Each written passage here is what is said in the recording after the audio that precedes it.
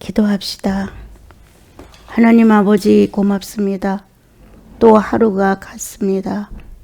주님, 모든 듣는 소리가 이렇게 저렇게 어려움을 겪는다는 얘기가 많습니다.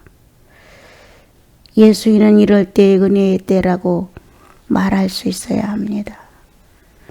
이럴수록 영혼을 깨워 주님께 가까이 가게 하게 하시고 좀 더 진실성 있게 주님과 마음을 하나로 하여 주의 뜻을 이뤄나가는 삶이 되게 하옵소서.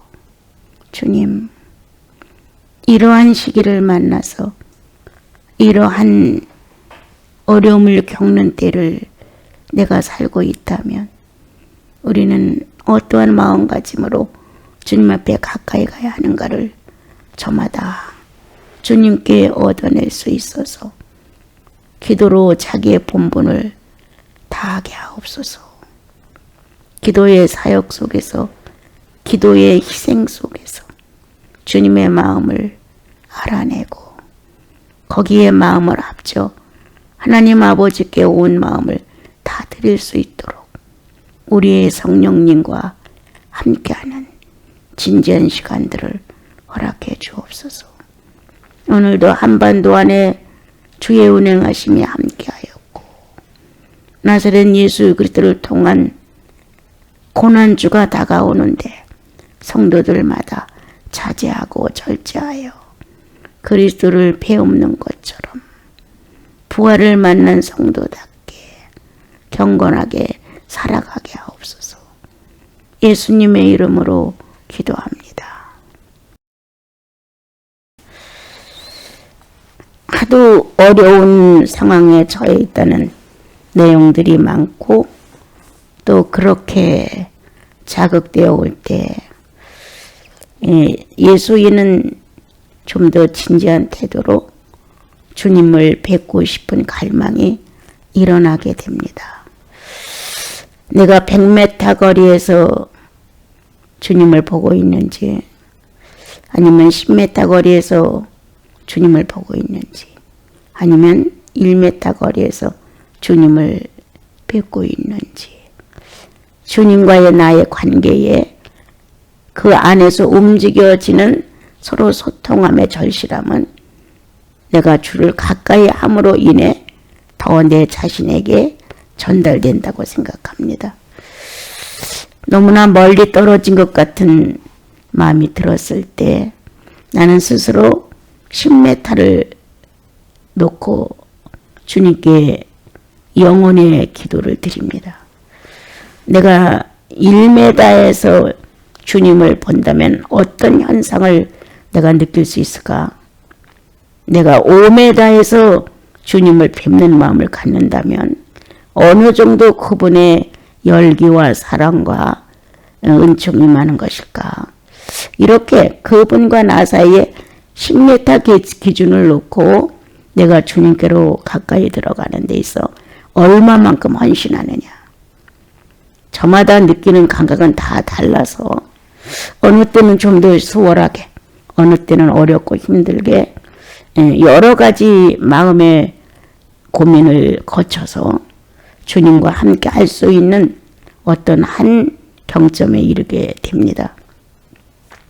그런데 내가 잘 되기 때문에, 기도가 잘 되기 때문에, 쉽기 때문에, 가볍기 때문에 이런 식의 마음으로 주님을 찾아 들어가서 오늘은 기도가 참 잘 됐어 라는 생각이 있는가 하면 아니다. 오늘은 뭔가 혼란스럽고 제대로 잡히지가 않고 자꾸 다른 데로 마음이 쏠리고 참 어렵다. 지루하고 긴 시간이다. 이렇게 느낄 수도 있다. 또 어느 때는 전혀 이것도 저것도 아닌 상태에서 그냥 마음이 분산되어 나간다. 그럴 때 나는 예수를 믿은 이후로 주님과 관계를 가지면서 느낌은 나의 그러한 심적 상태의 어떤 반응보다는 나는 주님의 실존 자체에다 내 기준을 쏟는다. 그래서 내가 1m를 놓고 주님을 어떻게 느끼냐를 나는 생각한다. 5m를 놓고 어떤가를 본다. 7m를 놓았을 때 나는 어떤가를 본다. 그렇다면 7m 정도에서 주님을 느낀다면 아주 미약할 것이다. 5m에서 조금 나을고 1m면 좀 더 가깝게 느껴질 것이다. 1m에서 느낄 수 있는 주님의 감각이 나에게 전달된다면 이 7m에서 떨어졌던 내가 1m로 끌기까지 나는 마음에 수고를 한다. 근데 전혀 노력한다, 애쓴다 이런 것이 아니라 내 마음에서 그분을 더 간절하게 인정한다. 그분의 살아있음이 내 살아있음보다 더 확실하다고. 그분의 움직임이 내 동작보다 월등히 민첩하고 분명하다고. 그리고 나는 거기서 주님과 함께하는 시간을 더디다 빠르다를 떠나 있는 그대로 흡수한다. 그래서 감각적이고 감정적이고 감성적인 기도의 어떤 내용이 주고받는 게 아니라 그냥 이 마음 안에서 주님 자체가 움직여지는 것을 의지화한다. 그리고 나는 그 의지화된 그 안에서 엄청난 힘을 얻어낸다. 그 에너지는 찬양 몇 곡 속에서 기뻤다. 기도를 하다 보니까 성령의 역사가 있어서 감동을 받았다. 이 수준이 아니다. 그것은 무엇을 한 단계 거쳤다. 또 무엇을 한 단계 거쳤다. 뭔가 내가 뚫을 수 없는 어떤 장벽의 한 단계를 거치는 것은 내 전체의 의식이 그분의 살아있음을 인정할 때 경험한다. 그래서 기도는 이렇게 끊임없는 능력 교환이라는 생각이 든다. 의식을 교환한다. 그분의 능력이 내 능력과 포함하여 또 같이 간다. 이러한 내용이 전달되면서 그분의 생존은 내게서 너무 명확하고 분명하다고 나는 말해줄 수 있다. 이러한 기도 생활을 해가면서 어느 때는 조금 더 진지해보고 싶다. 그 진지해보고 싶다는 소원 속에는 진료화되고 싶다라는 생각이 든다. 얼마나 참될까? 얼마나 오를까? 얼마나 건전할까? 얼마나 확실할까? 얼마나 분명할까? 얼마나 경계가 확실할까? 진리는 진리로서의 역할을 바르게 하는데 더 이상의 어떤 완벽을 추구하거나 더 이상의 뭐가 부족해서 충만을 요구하거나 하지 않는다. 진리는 그 자체의 충만이 넘친다. 그러므로 기도는 어떤 면에서 본다면 진리화하는 것이다. 내 영혼의 내용을 진료한다. 또한 내 현실의 나를 진료한다. 그것은 기도 속에서 얻어낸 에너지를 통하여 하나님의 실존의 의지를 경험한 바탕에서 쏟아져 나온다고 나는 본다. 그러므로 예수인은 작은 바람에 흔들리지 아니한다. 그리고 예수인다운 자세를 가지고 항상 주님 그분이 가신 길에 대하여 초점을 꽂는다. 고난이 없으면 영걸지 아니한다. 고난이 없으면 좌우로 치우친다. 고난이 없으면 교만해진다. 고난은 나를 좀 더 성숙하게 만들 수 있는 계기가 됐고 그 고난은 바로 기도 속에서 완성되어 가는 것을 볼 수 있다. 육체가 겪는 고난 또는 심령이 겪는 고난. 고난은 이렇게 양쪽에서 같은 비중으로 움직인다 할지라도 결국은 완성을 가져오기 때문이다. 이제 고난주가 한 줄 지나면 다가오는데 나는 내 자신 속에 늘 주님 앞에 허전하다. 뭔가 채워지지 않았습니다. 주님 뭔가 난 모자래요. 이런 고백을 할 때마다 동일하게 마음 안에서 답변이 쏟아지는 것은 고난이 부족해 라고 말한다. 고난에 대한 고민이 너무 없어. 고난에 대한 완성이 너무 없어. 이렇게 고난과 연결되지 못한 내 모습은 항상 허술하다. 그리고 뭔가 빠져 있는 것 같고, 그리고 내 자신이 어떤 충족성에 대한 것을 늘 어려워한다. 그러므로 나는 고난으로 인한 연단이 너무 부족하다는 것, 고난으로 인한 나 자신을 버림에 대하여 너무 허술이 대한다는 것. 남은 생애가 어떻게 될지는 모르지만 좀 더 내면의 고난을 나는 안고 싶다. 좀 더 내면의 고난에 대해서 실질적인 어떤 마음 자세를 현실화시켜 보고 싶다. 그래서 기도 시간이면 될 수 있으면 내가 신음하리라. 예수 그리스도가 겟세마네 동산에서 고민하고 슬퍼하셨다고 하는데, 나는 그런 내적 고난을 정말 겪고 있는가? 하나의 장애물을 통과하지 못했을 때 안가슴을 쓴다. 내 자아가 예수 그리스도 앞에 순전하게 정복되지 못하는 이런 어떤 상황이 왔었을 때, 또는 내 자신이 예수 그리스도의 사신 부활의 능력을 가지고 내가 그 안으로 흡수되지 못했을 때 나는 내가 고난에 대해서 얼마나 미숙한가를 탄식하게 됩니다. 여러분들, 이렇게 고난주가 가까이 오는데 고난에 미숙한 나를 찾아봅시다. 고난으로 연결지 못한 떫은 과일과 같은 나를 한번 상세히 살펴봅시다.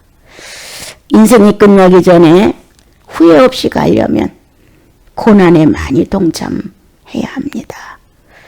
여기서 저기서 채찍질을 가하고 돌을 던지고, 여기서 저기서 험담을 하고 모욕을 주고 무시를 하고, 내 스스로 다른 어떤 사건 때문에 허덕이고, 이런 정도의 고난이 아니라 정말 겟세마네 동산에서 자신을 넘기는 고난을 겪는 그리스도와 함께 기도에 동참해 보는 것이다. 내가 얼마나 하나님을 사랑하되 거짓으로 사랑하고 있었는지, 내가 얼마나 주님 앞에서 겸손하고 희생하는 것 같아도 결코 타산을 떠나지 않고 있다는 사실, 이러한 사실이 자기 영혼 안에 있음을 우리는 알아낸다. 그리고 그것을 예수께 넘기기 위하여 나는 아무것도 가진 것이 없는 존재로 남게 된다. 나는 마지막 내 인생에 가는 길에 내면의 고난에 동참해 보고 싶은 간절한 소망이 있습니다.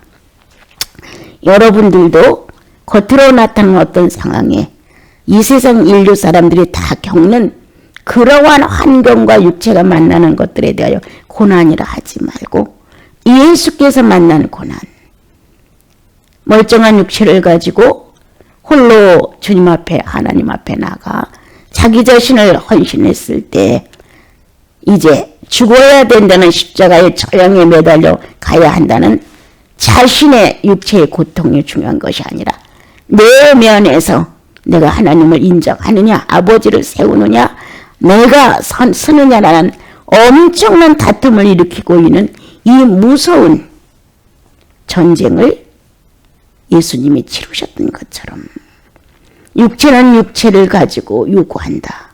육체의 것들에 대하여.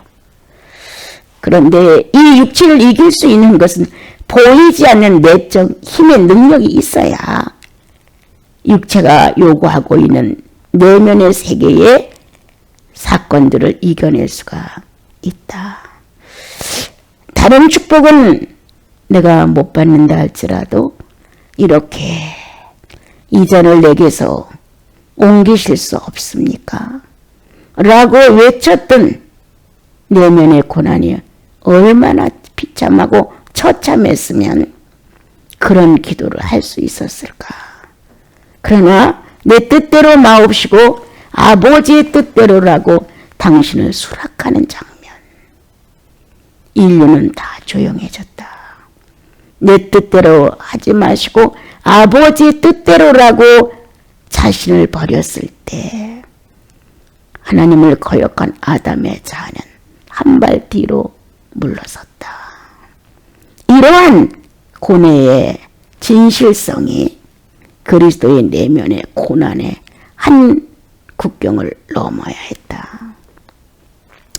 우리는 그리스도로 거듭난 경험이 다 있는 사람들, 기도하면 성령으로 감각을 일으키면서 하나님의 실존을 부인할 수 없는 사람들, 때때로 생각지 않은 어느 때 어느 시간을 통해 성령은 내게 직접적으로 찾아와 나를 감화시키는 일들 다 경험한 사람들이다. 그런데 내면의 고난에 대하여는 경험이 없다. 주님과 내가 같이 맞춰갈 수 있는 한 페이지가 있다면 고난의 페이지인데 고난의 페이지에 대하여 나는 무식하다. 아주 무지하다. 그리고 그 고난은 나와는 아무런 상관도 없는 것처럼 느껴질 때가 한두 번이 아니다. 또 고난이 길어지면 왜 나는 고난을 받아야 되느냐고 반문하면서 자아가 요구하는 대로 좀 평탄하고 원만하고 그리고 누릴 수 있고 갖출 수 있게 되기를 바라는 마음이 생긴다. 사랑하는 여러분들, 주님을 닮았다고 하는데 무엇에 의해서 닮았는지, 무엇이 그렇게 똑같은 건지 한번 찾아보시고 영원히 변질되지 않는 고난의 인격을 우리는 다 소유해야 합니다. 모든 것이 내게서 다 지워지고 사라지고 떨어져 나간다 하더라도 고난으로 엮어진 그 한 인격은 결코 없어지지 않습니다. 다른 것과는 맞춰진 데가 좀 어설프고 서툴러도 고난으로 맞춰진 것이 있다면 그것은 그리스도의 것입니다. 그리스도의 고난은 부활을 가져왔고 그리스도의 고난은 승천을 가져왔습니다. 고난이 없었다면 부활도 승천도 있을 수가 없었습니다. 우리 남은 시간 2주 동안 열심히 고난에 참여합시다. 숨가쁘게 영혼 안에서 그리스도의 이름을 수없이 불러보고 그분이 겪었던 심적 고난, 마음에서의 혼란, 죽음을 놓은 당신, 죽음 자체가 무서운 것이 아니라 내부에서 일어나고 있는 하나님을 거부하는 장애물을 어떻게 정복할 수 있느냐. 나는 아니라고 부인하고 버릴 수 있느냐. 이와 같은 내면의 경험을 함으로 인하여 우리는 가난으로 동참되었다고, 가난으로 하나 되었다고, 이렇게 고난에 대하여 우리가 하나 되어 있음을 주님 앞에서 말할 수 있으면 참 좋겠습니다. 오늘의 말씀은 하나님의 말씀을 하나님의 말씀으로 받아서 하나님의 말씀으로 전달할 수 있었다. 그렇다면 하나님 말씀으로 받는 자도 또 있어야 했습니다. 많은 사람들이 하나님의 말씀으로 받는 것이 아니라 어떤 말에 유능한 사람들, 뛰어난 웅변가, 조리 있게 말을 잘하는 이러한 사람들의 모습으로 우리는 칭찬하고 훌륭하다 하고 배운 게 많다고 하고 유식하다 하고 지식이 풍부하다고 칭찬한다. 그런데 거기에 영생에 관한 내용이 없다면 그 지식은 흙이다. 그 지식은 아무런 의미가 없다. 그 지식이 내 영혼에 작은 수수점 하나를 유익하게 못한다. 그런데 중요한 것은 하나님의 말씀을 받는 자가 정말 하나님의 말씀으로 받느냐가 먼저다. 그리고 하나님 말씀으로 전달하느냐. 하나님 말씀으로 받은 자의 영혼 안에 능력이 되어서 성령이 그 말씀을 지식화하며 다시 생명으로 바꿔놓은 경험이 있는 말씀이라면 반드시 다른 사람에게 하나님 말씀으로 전달된다. 그러면 상대는 하나님 말씀으로 받는다. 하나님 말씀으로 받았는데 변화가 없다. 능력이 없다. 하나님 말씀으로 받았는데 나에게 어떤 변화를 일으키지 않는다. 그럼 있을 수가 없다. 심어진 씨는 반드시 튼다. 우리는 그런 걸 바라보고 씨를 뿌린다. 거의 다가 100%는 아니지만 많은 프로스가 싹을 틔우고 결실을 가져온다. 나는 왜 말씀을 통해서 성장이 안 되는가? 나는 왜 말씀을 통해서 내 성격 하나가 변하지 않는가? 왜 나는 말씀을 통해서 나를 주님 앞에 정복당하게 하지 않는가? 그렇다면 나는 하나님 말씀으로 안 받는다는 것이다. 우선 하나님 말씀으로 받는다는 의식과 그 말씀이 와서 나를 변화시킨다는 이 내용에 간절함이 있다면 하나님 말씀은 반드시 하나님의 능력과 인격과 신성으로 역사해서 나와 여러분에게 엄청난 생명력이 되어서 이끌어 가실 것이다. 오랜 세월 동안 예수 믿은 거 10년, 20년, 30년. 그런데 나는 그 숱한 하나님의 말씀이 하나님의 말씀으로 효과를 살려주지 못했다. 나는 어떤 밭이기에 카인 같은 마음의 밭인가? 발람 같은 마음의 밭인가? 엘리 같은 마음의 밭인가? 나는 도대체 어떤 밭이기에 결실이 없는 결과를 내가 지금 갖고 있는 것일까? 하나님의 말씀은 살아있다고 말한다. 그런 운동력이 있어서 골수와 뼈 속에 새로운 사실로 역사한다고 가르쳐준다. 그런데 우리는 오랜 세월 동안 예수를 믿어서도 실제 삶 속에서 나 하나를 바꾸지 못하는 모습을 많이 보게 됩니다. 우리는 기도해야 한다. 하나님의 영적 사람이 나와 자기 영혼 속에서 성화로 변형을 일으켰던 말씀의 능력이 튀어나와 다른 사람에게까지 영향을 주어서 받는 사람의 하나님의 말씀으로 받을 수 있도록 성령이 동시에 역사하는 이러한 아름다움의 역사를 줄 수 있는 사람이 이 땅에 나와야 한다.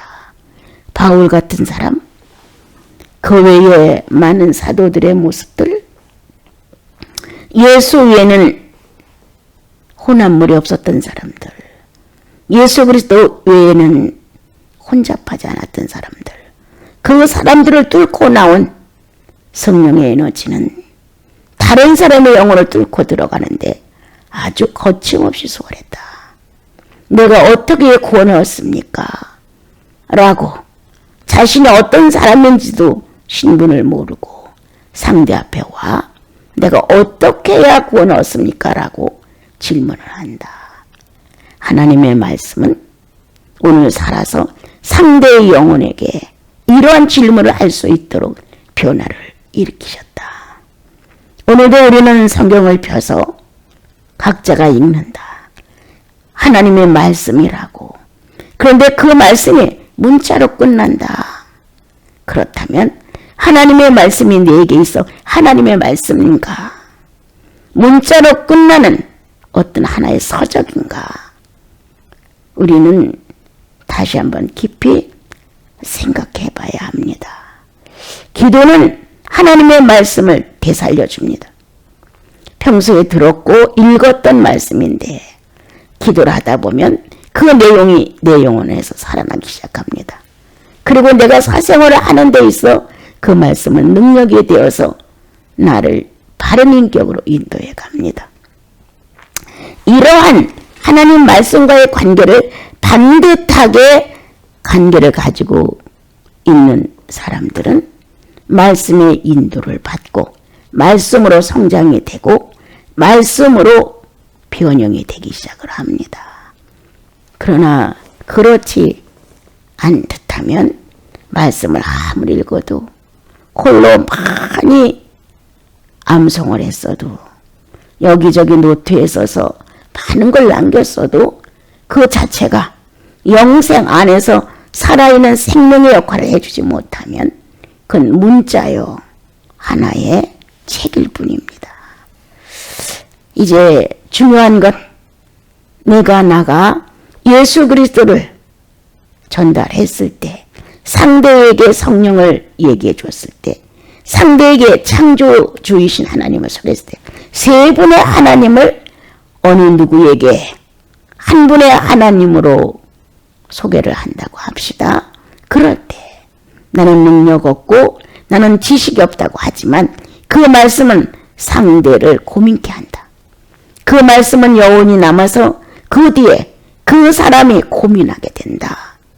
그렇다면 나와 여러분들 속에서 있었던 말씀이 창조주로 소개를 하든 구세주로 소개를 하든 인격적인 성령으로 소개를 하든 세 분의 하나님을 소개했을 때 상대는 떨렸다. 상대의 자아는 진동했다. 그러므로 그가 뭔가 여운이 남아 생각해 보게 된다. 이 정도는 예수인은 되어야 한다. 어떤 상황이 세상적인 얘기가 오고 간다 할지라도 거기에서 뭔가 그리스도 안에서 바른 이치와 경계가 분명한 말을 전달한다면 상대들은 숙연해지고 뭔가 그 화제의 내용이 경건해진다. 이것도 엄청난 성령의 역사다.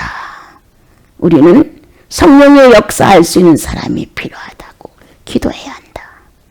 성령의 마음 놓고 누구의 입을 통해서 세 분의 하나님이 소개됐을 때 상대의 마음을 움직이는 힘이 있는 이러한 성도가 존재해야 된다고 우리는 기도해야 된다. 그리고 또한 나 자신도 그렇게 예수 그리스도를 소개할 때 상대가 듣고 하나님을 소개할 때 그 소문을 듣고 누군가가 움직여지는 마음이 있다는 사실을 우리는 잊지 않고 소중히 다뤄야 된다. 누구를? 성령님을. 그래서 성령이 역사하는 사람 너무 소중하고 그 역사를 받아들이는 사람 또한 소중하다. 오늘도 우리는 하나님의 말씀을 그렇게 성령이 책임지고 상대에게 전달해서 감화를 일으킨다, 감동을 준다, 고민을 하게 된다, 여운을 남긴다고 하는 것 대단히 좋은 일이다. 아주 훌륭한 일이다. 예수님만이 가질 수 있는 특성이다. 또한 그 말씀을 듣는 순간 내가 이상한 변화를 마음에서 느꼈다. 감정이 떨었다.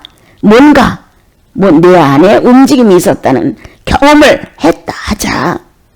그 사람 또한 소중하다. 뭔가 성령이 새로운 것을 인식시켰기에 주님은 그를 버리지 않는다.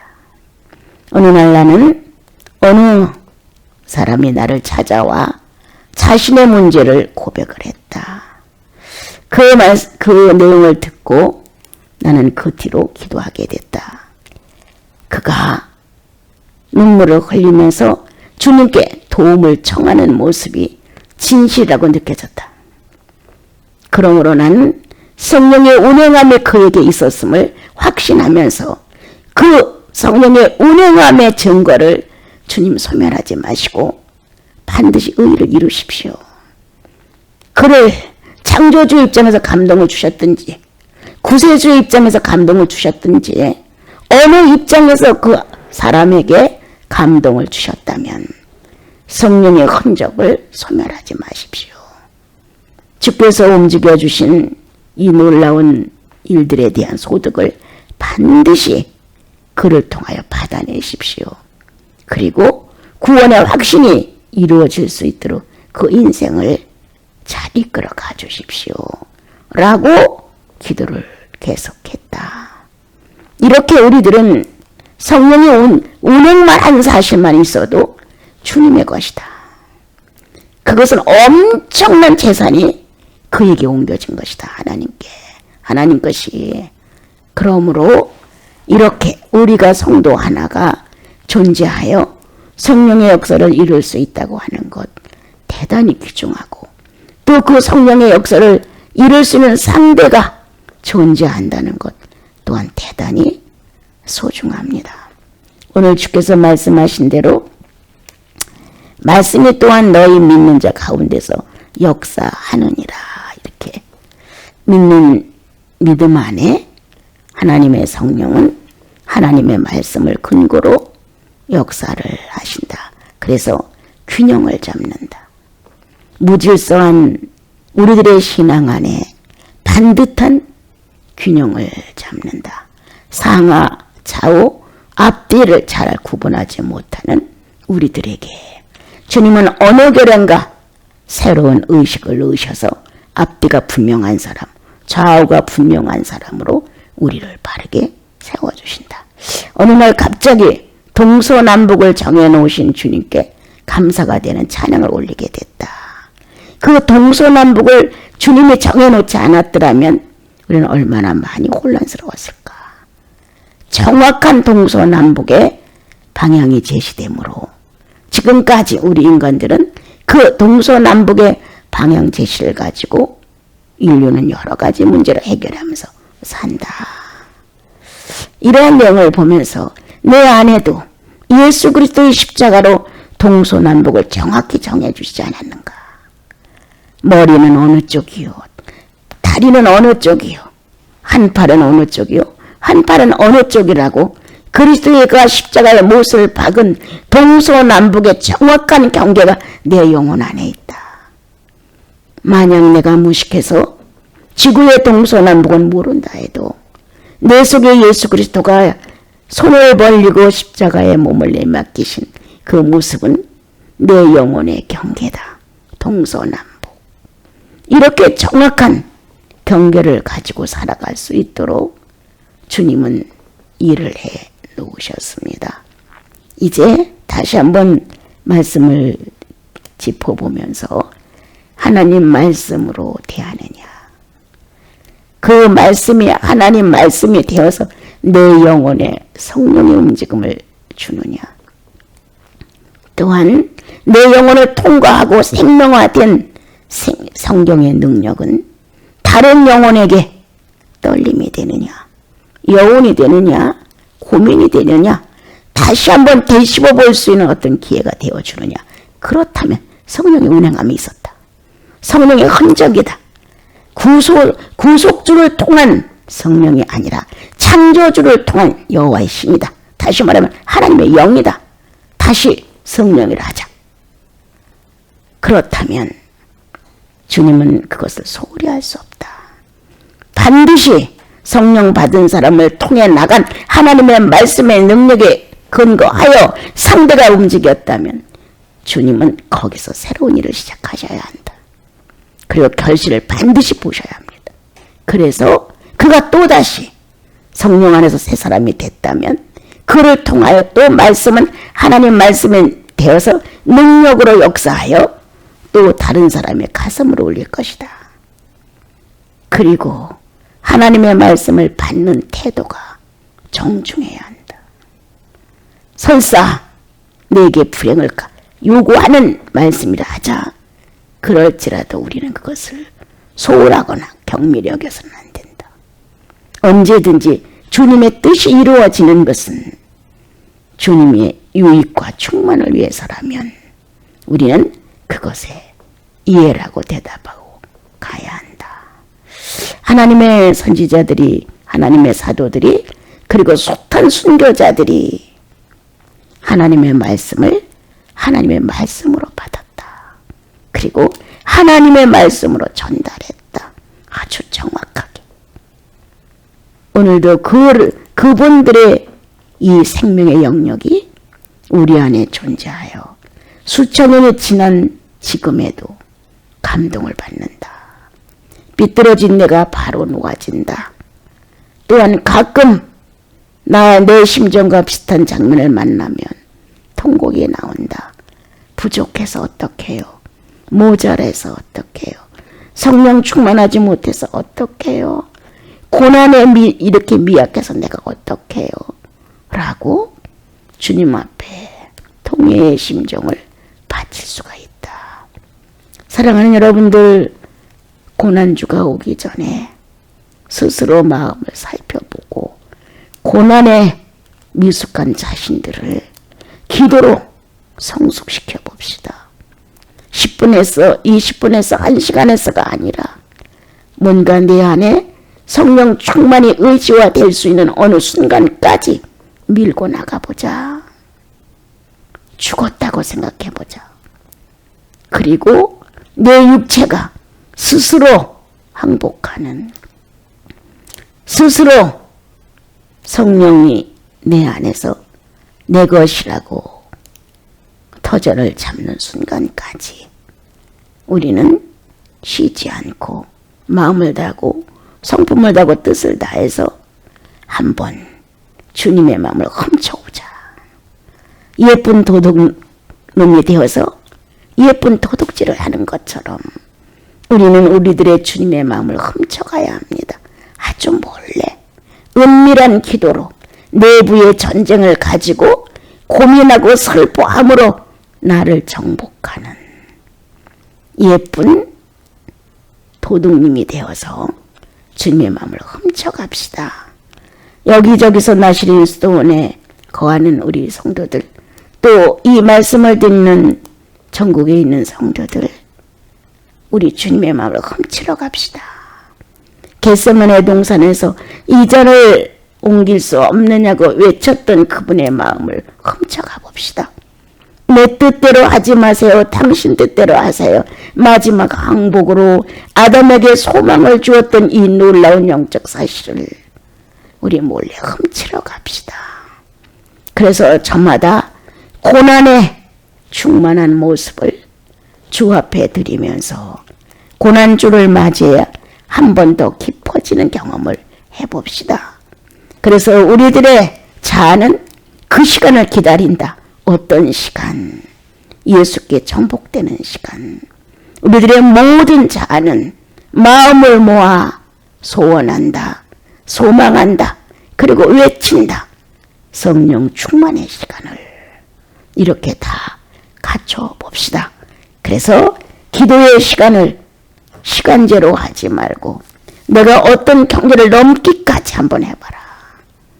그리고 그분을 통해서 내게 전달되는 그 많은 주님의 보화를 한 번쯤 얻어내봐라. 결국 우리들 영혼 속에 남는 건 예수 그리스도의 형상이다. 그 모습을 소유한 자, 그 모습을 아는 자, 그 모습을 현실에서 증명하는 자, 바로 하나님 말씀을 하나님 말씀으로 인정하는 사람들의 모습입니다. 우리 한 주 고난을 충만하게 우리들 심령 안에다가 직접 충만으로 한번 대입시켜 봅시다. 감사합니다.